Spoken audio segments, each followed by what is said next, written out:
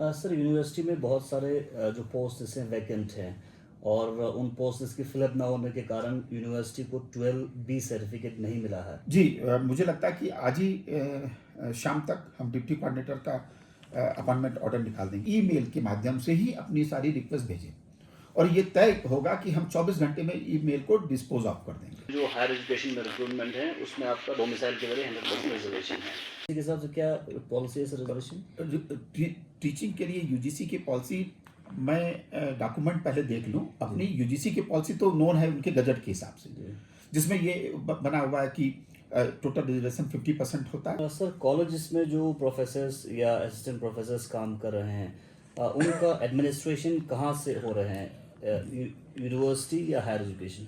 जी, अभी असल में मुझे पूरा कागज़ ठीक से देखना पड़ेगा। पिछले सालों में कॉलेज टीचर्स एसोसिएशन का भी कंसर्न रहता था, कई सारे टाइम पे उनका प्रोटेस्ट भी देखा गया था, तो उनकी इश्यूज को एड्रेस करने के लिए उनसे भी आप बातचीत कर रहे हैं? तो मैं तो ये प्रयास कर रहा हूँ कि वो इसी इतवार को, संडे को, यानी 2 तारीख को यूनियन के एग्जीक्यूटिव से बातचीत हो जाए, वो आके मुलाकात करें। ये भी आ रहा था कि कॉलेज के जो प्रोफेसर्स की बात करें, असिस्टेंट प्रोफेसर्स की बात करें, उनका जो है प्लेसमेंट और प्रमोशन भी रुका हुआ है। एक बार फिर आप सभी का गुलिस्तान न्यूज़ में खैर मकदम करते हैं। Vice chancellor university of Ladakh professor doctor Saket Kushwaha ने Kargil campus university of Ladakh में अपना ऑफिस एस्टैब्लिश किया है और पिछली बार जब दौरा किया था उस वक्त यकीन दहानी दी थी कि करगिल में यूनिवर्सिटी ऑफ लद्दाख के वीसी का जो है ऑफिस बनाया जाएगा। सर हमारे साथ ज्वाइन करने के लिए बहुत बहुत शुक्रिया। पिछली बार जब आपने दौरा किया तो आपने कहा कि 100 दिनों के अंदर कई सारे जो अहम पॉइंट्स हैं कि इश्यूज हैं उनको एड्रेस करने की कोशिश किया जाएगा। उनमें से एक था कि यूनिवर्सिटी ऑफ लद्दाख के वीसी का ऑफिस यहाँ पे एस्टैब्लिश जो कि आज आपने किया है। क्या कुछ आप कहना चाहेंगे खासकर यहाँ पे पढ़ रहे स्टूडेंट्स के? सबसे पहले मेरी तरफ से जुले अस्सलाम वालेकुम, नमस्कार। पहली बात तो मैं आप सभी लोगों का धन्यवाद करूँगा दिल से और बताना चाहूँगा कि जो मैंने ज्वाइनिंग के समय पहली विज़िट में कहा था कि 100 दिन के लिए मैं एक प्रोग्राम बना रहा हूँ, उसमें ये भी एजेंडा था कि मैं यहाँ पे पहले तो मैंने ये सोचा था कि 1 वीक में 2 दिन यहाँ रहूँगा, लेकिन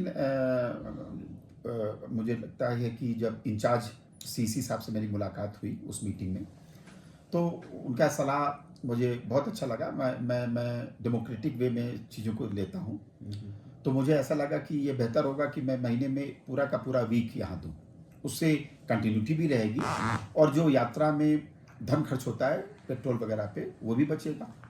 तो इसलिए मैंने उसी हिसाब से ये 1 वीक में अपना यहाँ स्पेंड करने का तरीका निकाला है, जो मैं आज से मैंने ऑफिस यहाँ ज्वाइन किया है।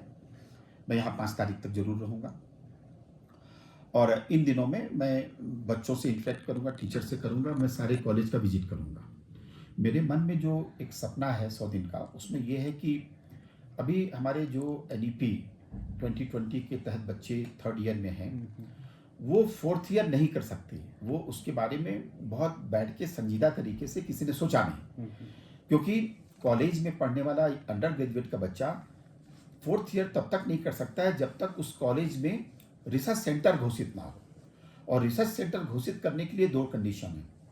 एक जो महत्वपूर्ण कंडीशन है वो मैं आपको बताना चाहूँगा कि किसी भी डिपार्टमेंट, उदाहरण के तौर पे अगर वहाँ बॉटनी का कोई डिपार्टमेंट है, वो अच्छा कर रहा है, तो वहाँ पे बच्चा 4th ईयर करे, 4th ईयर के 2 सेमेस्टर करे, उसके लिए वहाँ रिसर्च सेंटर होना चाहिए और उस सेंटर में 2 टीचर परमानेंट ऐसे होने चाहिए जिनके पास पीएचडी डिग्री हो और यूजीसी के नियम के हिसाब से उनके पास पब्लिकेशन हो, तो वो फिर वो सक्षम कहलाएगा। और रिसर्च सेंटर में पीजी भी कराई जानी चाहिए, क्योंकि रिसर्च सेंटर यूजी के लिए नहीं बनता है, भले आप पीएचडी ना कराएं लेकिन पीजी कराएं। तो मैंने उसी के लिए एक एकेडमिक काउंसिल करने का निर्णय लिया है और एकेडमिक काउंसिल को हमने कुछ वृहद रूप से एक्सपेंड किया है और उसमें इनवाइट करेंगे सभी प्रिंसिपल्स को और सभी कॉलेज के सीनियर प्रोफेसर्स को, एसोसिएट प्रोफेसर्स को और सीनियर टीचर, असिस्टेंट प्रोफेसर के रैंक के लोगों को। मुझे लगता है कि 35-40 लोगों का एक कंटिजेंट रहेगा, उसमें हम डिबेट करेंगे कि कैसे करें। मेरे मन में ये है कि जितनी तरजीह हम साइंस को देते हैं, उतनी ही तरजीह हम लैंग्वेजेस को दें, ह्यूमैनिटीज़ को दें और आर्ट्स विषयों को दें।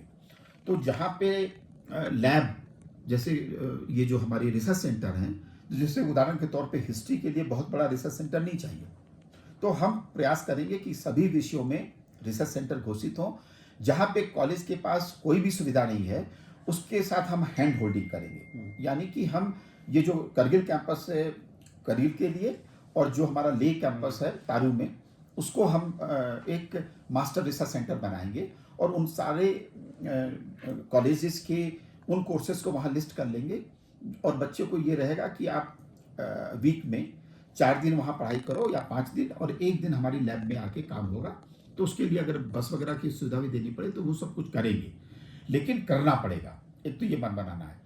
दूसरा, ये जो आने जाने का सिलसिला है, इसको भी, इसका बेसिक जो डिमांड है बच्चों के रिजल्ट्स में बहुत सारी कमियां दिखाई देती हैं। अभी तो मैं हमारे जो ये एडमिनिस्ट्रेटर हैं इस कैंपस के, डॉक्टर महबूब, उनसे मैं बैठ के बच्चों का ये पिछले 3 सालों का जो भी कॉम्प्लिकेशंस हैं उनको सॉर्ट आउट करूंगा। मेरा निवेदन होगा कि सभी बच्चों को अपनी ABC ID में रजिस्ट्रेशन अपार ID लेनी है, और उनकी सारी मार्कशीट और सर्टिफिकेट हम उस पर अपलोड कर देंगे। जो पुराने बच्चे हैं जिनका ग्रेजुएशन वो हो चुका है, कन्वोकेशन, और जो अभी से आएंगे उन बच्चों को रिजल्ट के लिए भागना नहीं पड़ेगा। हम दोनों कैंपस में VC का मौजूद रहना एक महत्वपूर्ण विषय है, लेकिन VC ही सब कुछ करेगा, ये सोच पूरी तरीके से सही नहीं है, क्योंकि काम करने के लिए अधिकारी होते हैं। VC का काम है कि इन कठिनाइयों को सरल बनाए, ईज ऑफ बिजनेस जिसे हम कहते हैं, और बच्चों को त्वरित तरीके से, यानी कि किसी भी एक्सपेडाइट करे किसी भी फंक्शन को, तो वो एक काम करने की बात हो रही है, तो मैं वो 100 दिन के भीतर कर लूँगा। सर, यहाँ पे जिस तरह से आपने स्टूडेंट्स की इश्यूज को एड्रेस करने की बात की, तो एग्जामिनेशन को लेकर कहीं ना कहीं कंसर्न्स रहता है, तो क्या यहाँ पे भी डिप्टी एग्जामिनेशन कंट्रोलर की अपॉइंटमेंट की जो है इनिशिएटिव्स लेने जा रहे हैं? जी, मुझे लगता है कि आज ही शाम तक हम डिप्टी कोऑर्डिनेटर का अपॉइंटमेंट ऑर्डर निकाल देंगे। तो जिससे क्या होगा कि, और ये जो कोऑर्डिनेटर्स हैं इनके बारे में भी पिछली बार जब मैं आया था तो यूनियन के बच्चों ने हमसे ये कहा था कि साहब, उनके पेपर को अटेंड करने में बहुत सारा वीक लग जाता है, बहुत सारे दिन लग जाते हैं। तो मेरी ये समझ में नहीं आता कि बच्चों को के पेपर्स को हम महबूब साहब से बात करेंगे और सारे टीचर्स एंड कोऑर्डिनेटर की मीटिंग करेंगे कि बच्चों का एप्लीकेशन ऑनलाइन ही मंगाया जाए। मतलब ऑनलाइन का मतलब ये हुआ कि ईमेल से मंगाया जाए। तो मैं आपको एक मज़ेदार बात बताऊं कि अभी हमारे टीचर्स और बच्चों के पास डेडिकेटेड ईमेल नहीं है, तो अब मैं इंस्टीट्यूशनल ईमेल उनको देने जा रहा हूँ। उसका फ़ायदा ये होगा कि हम जितने भी अपने ई रिसोर्सेज हैं, यानी कि इलेक्ट्रॉनिक बेस्ड रिसोर्सेज हैं, PDF फाइल्स हैं विषय से संबंधित और जनरल नॉलेज के संबंधित, तकरीबन 2 लाख डॉक्यूमेंट हम अरेंज कर सकते हैं और सभी को परमानेंटली दे सकते हैं। लेकिन ये तभी हो सकता है कि जब बच्चे के पास ऑर्गेनाइजेशन का ईमेल हो, तो एक तो वो कर देंगे जिससे उसकी लाइब्रेरी की भी प्रॉब्लम, ये लाइब्रेरी हमारी मोबाइल पे रहेगी तो वो प्रॉब्लम भी सॉल्व हो जाएगी, यानी कि जो दिन के बैरियर हैं, घंटे, वो भी समाप्त हो जाएंगे। दूसरा, वो परमानेंट असेट उसके पास रहेगा। तीसरी बात ये होगी कि बच्चों को आदत डालेंगे कि ईमेल के माध्यम से ही अपनी सारी रिक्वेस्ट भेजें, और ये तय होगा कि हम 24 घंटे में ईमेल को डिस्पोज ऑफ कर देंगे। सर, यूनिवर्सिटी में बहुत सारे जो पोस्ट हैं वैकेंट हैं, और उन पोस्ट्स की फिलअप ना होने के कारण यूनिवर्सिटी को 12B सर्टिफिकेट नहीं मिला है। तो रिक्रूटमेंट को लेके क्या कुछ आप कहना चाहेंगे, और रिक्रूटमेंट के लिए रिजर्वेशन क्या लगेगा लद्दाख के अंदर? पहली बात तो मैं ये बता दूं कि 12B नहीं मिला है, उसकी हम लोगों का प्रयास कर रहे हैं। कल ही मैंने नोटिस निकलवाई है कि वो जो समर्थ पोर्टल के माध्यम से टीचिंग पोजीशन को भरने के लिए वो निकाले गए थे एडवर्टाइजमेंट, उसकी स्क्रीनिंग नहीं हुई अभी। तो मैंने कल ही नोटिस निकाल दिया, वो मुझे लगता है कि नोटिस रजिस्ट्रार साहब से आपको मिल जाएगी, यानी कि स्क्रीनिंग कमेटी मैंने बना दी है। तो यानी कि वो जो फॉर्म है वो UGC के नियम के हिसाब से स्क्रीनिंग उसकी हो जाएगी। तो ये हो गया टीचिंग की बात। नॉन टीचिंग के लिए भी स्क्रीनिंग कमेटी बन गई है, वो मुझे लगता है कि 30 दिनों में अपना ये काम पूरा कर लेंगे। फिर वो थोड़ा टाइम लगा के, क्योंकि अभी मौसम बहुत ख़राब है, लद्दाख के बच्चे बाहर भी होंगे, क्योंकि नॉन टीचिंग के लिए 100% रिजर्वेशन लागू है। तो उसमें कोई मुश्किल ही नहीं है। और टीचिंग के लिए यूजीसी के हिसाब से क्या पॉलिसी है सर रिजर्वेशन? टीचिंग के लिए यूजीसी की पॉलिसी मैं डॉक्यूमेंट पहले देख लूँ। अपनी यूजीसी की पॉलिसी तो नोन है उनके गजट के हिसाब से, जिसमें ये बना हुआ है कि टोटल रिजर्वेशन 50% होता है और 50% में 7.5% एसटी का है, ओबीसी का 27% है, देन 12.5% एससी का है, और जो 50% है उसमें इकोनॉमिकली वीकर सेक्शन भी है। लेकिन ये आप ये बताइए कि जो करीब 50% या 40% जनरल सीट हैं, उन जनरल सीट पे किसने मना किया है कि दूसरे कम्युनिटी का बंदा नहीं हो सकता है? मतलब कहीं नहीं रोक है। और मैंने तो किसी एक कॉलेज में मीटिंग में पूछा, अलीगढ़ मुस्लिम यूनिवर्सिटी के से किसी बच्ची ने पीएचडी की थी। मैंने वहाँ टीचर्स के नाम पूछे तो मुझे 90% से ज़्यादा टीचर वहीं के लोग मिले। मेरा कहने का मतलब ये कि अगर हम अपने लोगों को तैयार करें तो वो वही 10% वाला जो इकोनॉमिकली वीकर सेक्शन है उसमें देखना पड़ेगा कि क्या सिनेरियो बनता है, लेकिन बाकी सब में वो नॉर्मल कंपीट कर सकते हैं। तो इसलिए मुझे लगता नहीं है कि किसी भी कारण से किसी के भी अधिकारों का हनन होगा। लेकिन रिजर्वेशन पॉलिसी यूजीसी से कमांड होगी या गवर्नमेंट ऑफ फेडरल गवर्नमेंट देगी या यूटी गवर्नमेंट देगी, तो जो पॉलिसी वो देंगे हम उसको लागू कर देंगे। तो ये एक सिचुएशन रहेगी। तो मुझे लगता है कि उसको लेके बहुत हंगामा नहीं होना चाहिए। मैंने तो ये भी सोचा है, मैं ये बात बताई क्योंकि मैं रिजर्वेशन पॉलिसी के ऊपर कमेंट करने में सक्षम अधिकारी नहीं हूँ, लेकिन आप कॉलेज का डेटा उठा के देख लीजिए, उसमें कौन कौन काम कर रहे हैं। शायद ही आपको परमानेंट पोजीशन में कोई बाहर का मिले, तो अपने आप ही रिजर्वेशन की बातें नलीफाई हो जाती हैं। लेकिन इसका ध्यान रखने के लिए जब इंटरव्यू होता है तो वीडियो रिकॉर्डिंग हो जानी चाहिए, उसके बाद ऑब्जर्वर रखे जाने चाहिए जिससे अन्याय नहीं हो सके। न्याय देना ही सबसे बड़ा महत्वपूर्ण कार्य है। सर कॉलेजेस में जो प्रोफेसर्स या असिस्टेंट प्रोफेसर्स काम कर रहे हैं, उनका एडमिनिस्ट्रेशन कहाँ से हो रहे हैं, यूनिवर्सिटी या हायर एजुकेशन? जी, अभी असल में मुझे पूरा कागज़ ठीक से देखना पड़ेगा। मेन चीज़ वही था कि कंसर्न खासकर कि जैसे जेएनके की बात करें, जेएनके में जो हायर एजुकेशन में रिक्रूटमेंट है उसमें आपका डोमिसाइल के जरिए 100% रिजर्वेशन है, और लद्दाख में आपका हायर एजुकेशन और यूनिवर्सिटी के बीच में वो चीज़ क्लियरिटी नहीं था जी। तो उस वजह से काफ़ी कंसर्न जो है वो देखने को मिल रहा था। तो इस कंसर्न को आप कैसे एड्रेस करेंगे सर? इस कंसर्न को सबसे पहले मेरा काम होगा कि अब UT of Jammu Kashmir and UT of Ladakh अलग अलग है। तो जो यूटी ऑफ जम्मू कश्मीर के नियम हैं उसको हमको लागू करने के लिए सक्षम अधिकारी हमारे एलजी साहब हैं, और यूटी का ये जो एजुकेशन डिपार्टमेंट है वो कागज़ हमको निकाल के देंगे कि आपको ऐसे करना हुआ हम वैसे ही करेंगे। लेकिन फिलहाल के लिए जहाँ पे हमारी रोड क्लियर है, यानी कि नॉन टीचिंग का ये जहाँ पे 100% है उसका एग्ज़ाम लेके मैं उसके ऊपर काम आगे बढ़ाऊँ। सर मुख्तलिफ कॉलेजेस का भी आप दौरा कर रहे हैं और कॉलेजेस में जो ऑलरेडी काम कर रहे हैं, जो टीचिंग नॉन टीचिंग स्टाफ हैं, उनसे आप मुलाकात कर रहे हैं? जी, मैंने लेह कैंपस में दौरा कर लिया है, और जो उसका दूसरा कॉलेज है जो खलसे में है, तो वहाँ पे मैं कल जाना चाहता था, लेकिन लेह में सीसी साहब की जो एक हिल काउंसिल की मीटिंग होती है वो यस्टरडे होने वाली थी, तो वो लोग वहाँ मूव कर गए वहाँ अटेंड करने के लिए। वो शायद नियम के हिसाब से गए हैं, तो इसलिए मैं वहाँ नहीं जा पाया। अब मैं यहाँ पे दोनों एक सेंटर हमारा यहाँ पे है तो सेंटर जाऊँगा। 3 तारीख को मैं करगिल कॉलेज जो अपना है इसमें जाऊँगा, और 4 तारीख को मैं द्रास जाऊँगा।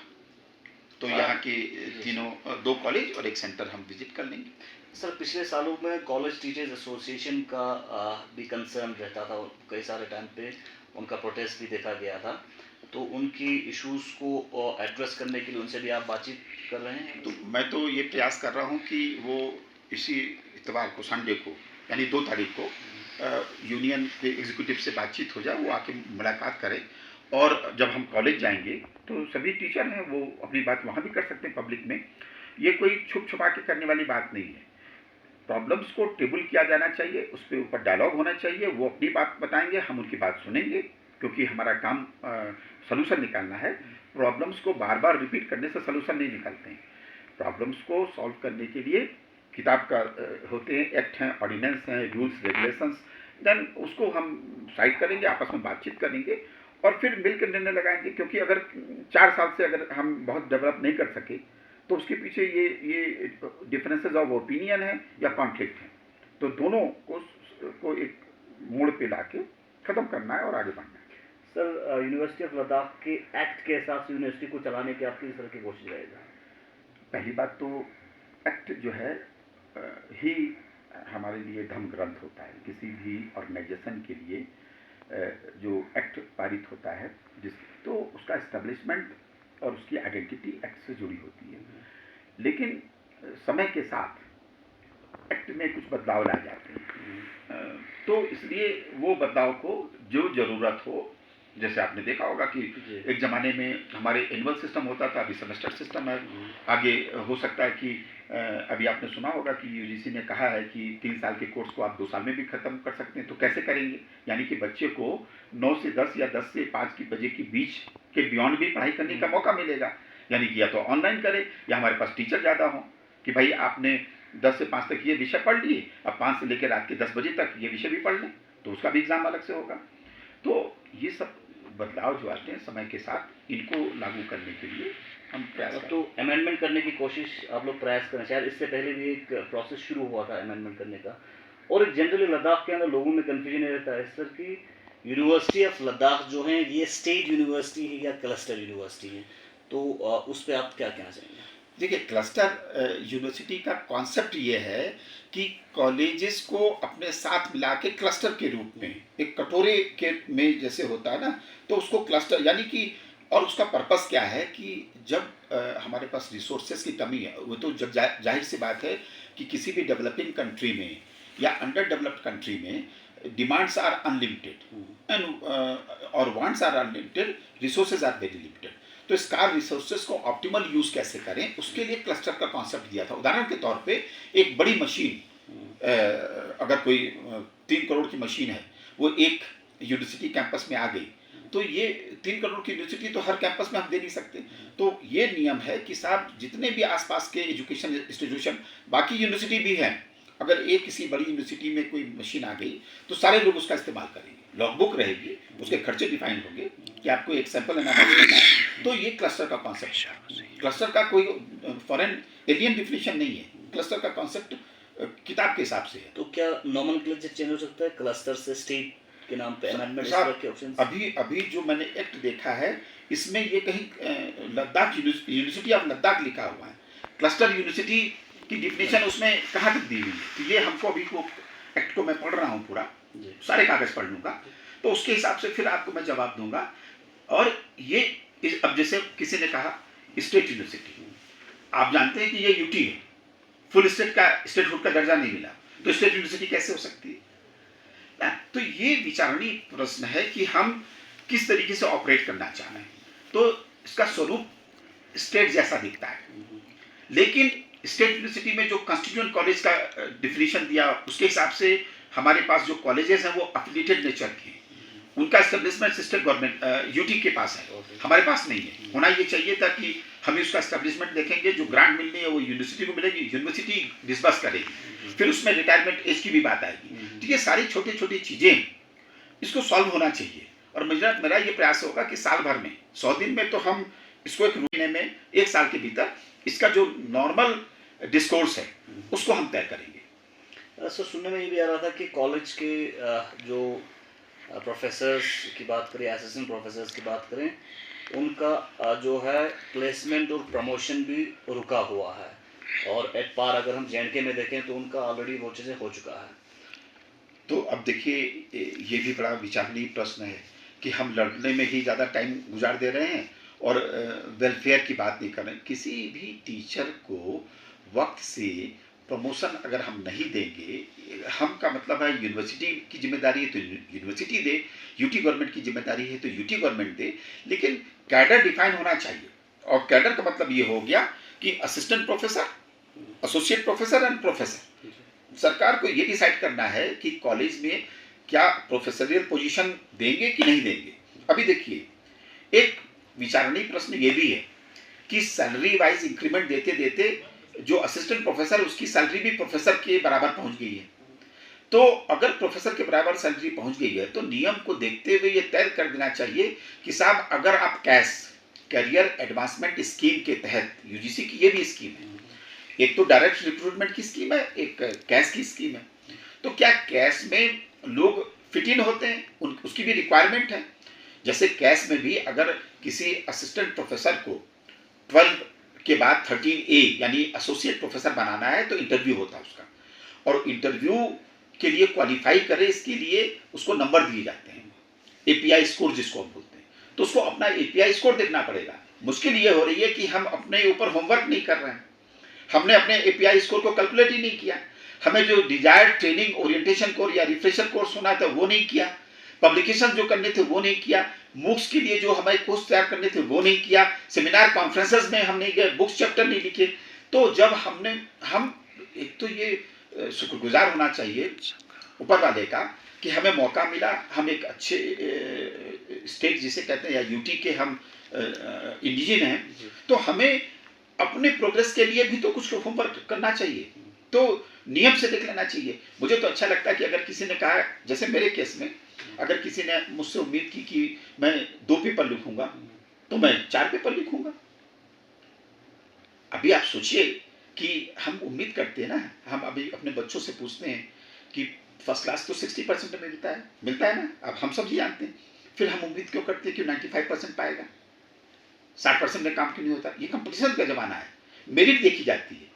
तो जब हम ये प्रयास करते हैं कि हमारा बच्चा, हमारा वार्ड 60% फर्स्ट क्लास में लेने के बजाय 95% में फर्स्ट क्लास लेकर आए। सर आखिरी सवाल, आप चूँकि लद्दाख यूनिवर्सिटी में आप वीसी अपॉइंट हुआ है, और क्या आपको डिफरेंसेस देखने को मिला, चूँकि पहले कई सारे प्रीमियर जो यूनिवर्सिटीज़ में आपने काम करके आए हैं लद्दाख और बाहर के?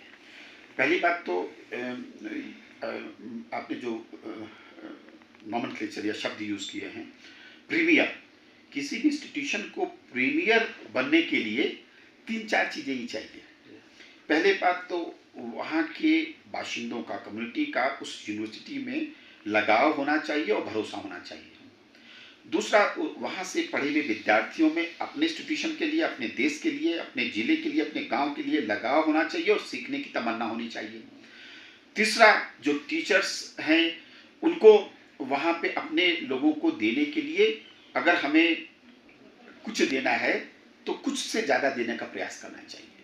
अभी कभी कभी मैं लोगों से बातचीत करते समय हंसता भी हूँ कि एक कॉमन वर्ड है कि आपने सिलेबस कवर किया। सिलेबस कवर करना एक बात है, लेकिन उसकी गहराई में जाइए तो होना ये चाहिए कि did you uncover the syllabus. Syllabus को सिर्फ कवर कर देना और उसकी मूलभूत सिद्धांतों में न जाना वो ठीक नहीं है। तो मुझे लगता है कि जो देना है हमें उससे थोड़ा सा ज़्यादा देने का प्रयास करें। और चौथा पिलर हमारा है जो नॉन टीचिंग और लैब के लोगों से बना हुआ, तो उनको टाइम से क्लास में आना चाहिए। हमें वीसी का काम है कि फाइनेंस उपलब्ध करवाए, जैसे केमिकल रहे, टीचर क्लास में जाए, बच्चों को ज़्यादा से ज़्यादा सिखाए। तो प्रीमियर इंस्टीट्यूट होने के लिए यही 4 तत्व काम करते हैं और उसके पीछे फोकस होता है कि हम कितना ज़्यादा से ज़्यादा दे सकें। तो वो एक कॉन्फिडेंस लेवल लेकर वापस आना पड़ेगा। दूसरा, रिसोर्सेस को तो पैदा ही करने पड़ेंगे। मैंने जो महसूस किया है, कमी कहीं कोई नहीं है, कमी कोई नहीं है, लेकिन सारे ये जो तत्व हैं, एलिमेंट्स हैं, ये अलग अलग खांचों में वाइब्रेट कर रहे हैं। मतलब हमको एक दूसरे से शायद बहुत लेना देना समझ में नहीं आ रहा है। तो मुझे ऐसा लगता है कि अगर आपको भोजन भी अच्छा बनाना है तो एक रेशियो में, एक टाइम के साथ सारा काम करना पड़ता है। तो वो एक माहौल बनाना पड़ेगा, ऑर्गेनाइज करने की ज़रूरत, उसको ऑर्गेनाइज करने की ज़रूरत है। कमी कहीं नहीं है, यहाँ भी जो लोग टीचर हैं वो वही टीचर बाहर भी हैं। क्वालिफिकेशन में थोड़ी बहुत अगर ज़रूरत की बात होगी तो वो हम लोग पूरी कर लेंगे। अभी मैं आज सवेरे ही एक मीटिंग कर रहा था ऑनलाइन। आज नेशनल साइंस डे है, तो मेरी तरफ से लद्दाख के सभी निवासियों को, सभी विद्यार्थियों को नेशनल साइंस डे की शुभकामनाएं। और आज हमारे वो पुष्पांजलि में देना चाहूँगा, डॉक्टर राजेंद्र प्रसाद का आज पुण्यतिथि भी है, तो मेरी तरफ से फ्लोरल ट्रिब्यूट और मैं शांति की प्रार्थना करता हूँ। तो एक तो ये इशू हो गया। तो जब मैं मीटिंग कर रहा था तो उस मीटिंग में तो बहुत सारे पेटेंट भी सामने लिख कर आए, जो यहीं के टीचर हुसैन साहब के हैं, महबूब साहब के भी बहुत सारी कुछ चीज़ें होंगी। महबूब साहब का मैंने वो जो देखा पिछली बार, इन्होंने AI बेस्ड रिसर्च ये कर रहे हैं। बहुत जगह बहुत सारी यूनिवर्सिटीज़ जिन्हें हम प्रीमियर यूनिवर्सिटी कहते हैं, वहाँ तक भी नहीं पहुँचे हैं। तो ये है कि हम अपने आप को कमतर क्यों आंकते हैं। हमें कमतर नहीं आंकना है अपने आप को, और संगठित होके एक अच्छा काम करना है। तो इसके लिए प्रीमियर इंस्टीट्यूट बनने से कोई नहीं रोक सकता। चलिए, बहुत बहुत शुक्रिया सर। Thank you. हमारे साथ vice chancellor university of Ladakh doctor Saket Kushwaha professor sir बात कर रहे थे, और मुख्तलिफ यूनिवर्सिटी ऑफ लद्दाख को लेके इश्यूज़ के ऊपर इन्होंने विस्तार से बताया और हमने आप तक पहुंचाने की कोशिश की। आप देखते हैं गुलिस्तान न्यूज़, पल पल के अपडेट्स के लिए मोहम्मद साहब।